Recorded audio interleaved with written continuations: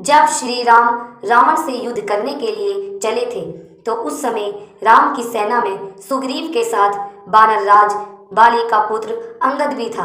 राम और रावण युद्ध के पहले प्रभु श्री राम ने अंगद को अपना दूत बनाकर लंका नगरी में भेजा था, लेकिन अंगद के लंका पहुंचने पर वहां रावण ने अंगद का खूब अपमान किया और अंगद को बैठने तक का कोई उचित स्थान नहीं दिया।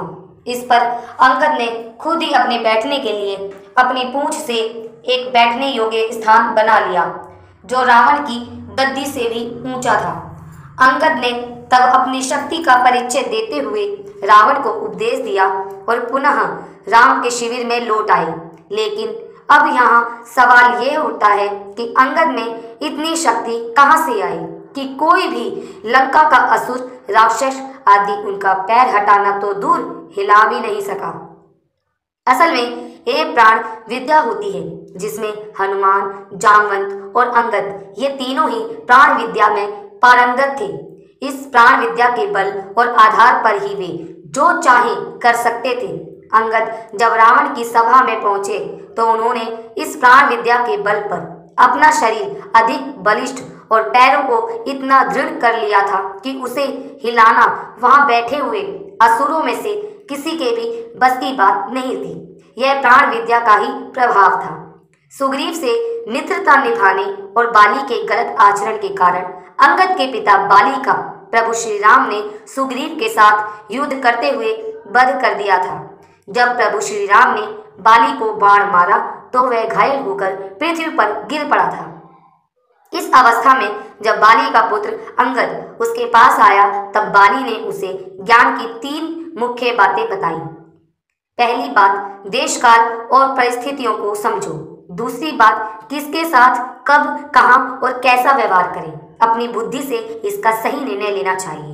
और तीसरी बात जो सबसे महत्वपूर्ण है, पसंद नापसंद, सुख दुख को सहन करना आना चाहिए और क्षमा भाव के साथ ही अपना सारा जीवन व्यतीत करना चाहिए। बाली ने अपने पुत्र अंगद से कहा कि अब से तुम सुग्रीव के साथ रहो।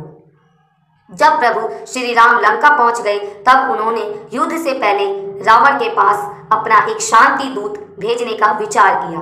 तब वहां उपस्थित सभा में सभी ने यह प्रस्ताव दिया कि पवन पुत्र हनुमान जी को ही दूत बनाकर भेजना चाहिए। लेकिन श्री राम प्रभु ने यह कहा कि यदि रावण के पास फिर से हनुमान जी को ही दूत के रूप में भेजा गया तो यह संदेश जाएगा कि राम की सेना में अकेले हनुमान ही महावीर हैं। इसलिए इस बार किसी अन्य व्यक्ति को ही वहां दूत बनाकर भेजा जाना चाहिए जो हनुमान की ही तरह पराक्रमी और बुद्धिमान हो। ऐसे में प्रभु राम की नजर अंगद पर पड़ी।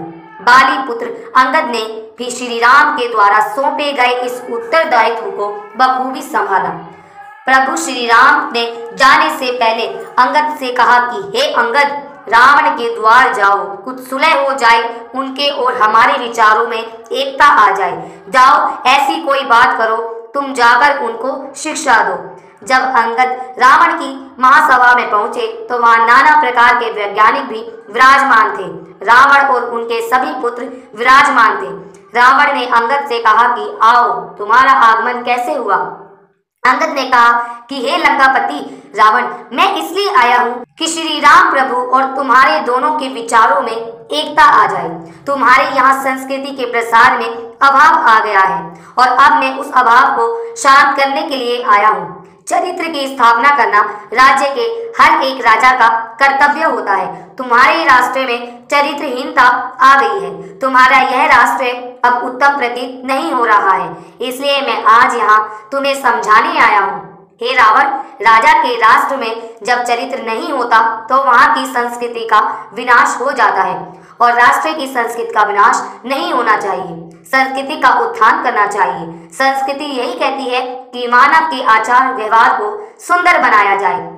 एक दूसरे की पुत्री और पुत्र वधुओं की रक्षा होनी चाहिए।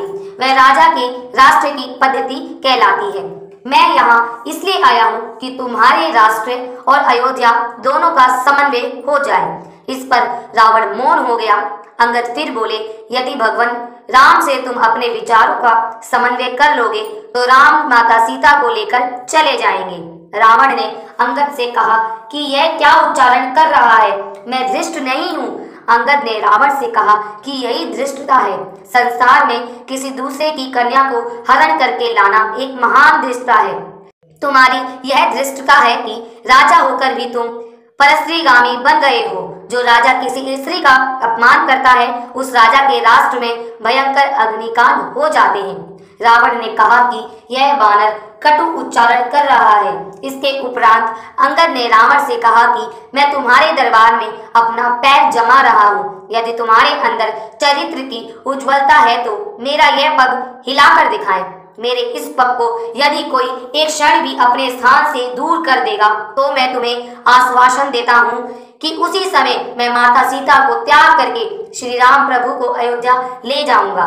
अंगद ने प्राण विद्या की क्रिया की और उनका शरीर विशाल एवं बलिष्ठ बन गया। तब उन्होंने भूमि पर अपना पैर जमा दिया। रावण की उस राजसभा में कोई ऐसा बलिष्ठ नहीं था जो अंगद के उस पग को एक क्षण भर के लिए भी अपनी स्थिति से दूर कर सके।